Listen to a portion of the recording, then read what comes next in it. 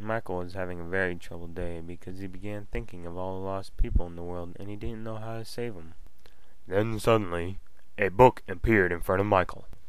Then Michael read the title and it said 8 Steps to Bring Someone to Christ.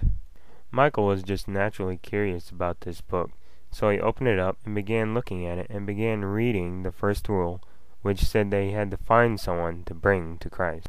Michael began looking around, and he saw that there was a person that was lost of where he was going, but he thought, well, maybe he might be lost in his faith as well.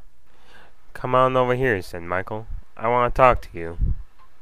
Michael then went back to the book, and it said that he had to get to know the person. Michael introduced himself and proceeded with small talk, and he found out that Nick likes baseball, and Michael also likes baseball.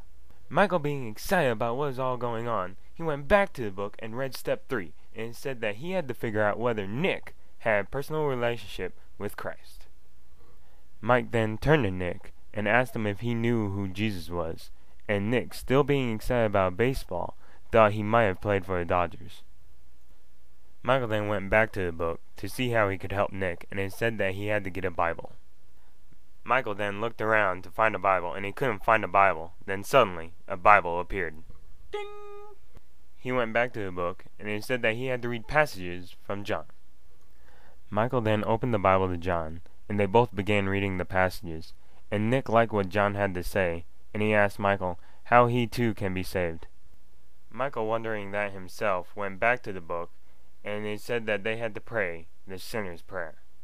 Michael ran to the book, and he saw that step 7 said that it was time to party and have some choreography. Michael, then being exhausted after the choreographic dancing, he went back to the book to see if there was any steps that he might have missed, and found out that there was one last step, and that is to exchange contact information, so that if either of them were having any troubles, they could help each other with them. Nick and Michael both went their separate ways. Michael, thinking how wonderful this book really is, then it suddenly disappeared. Where'd it go? Nick, still lost at where he's going, but not lost in his faith.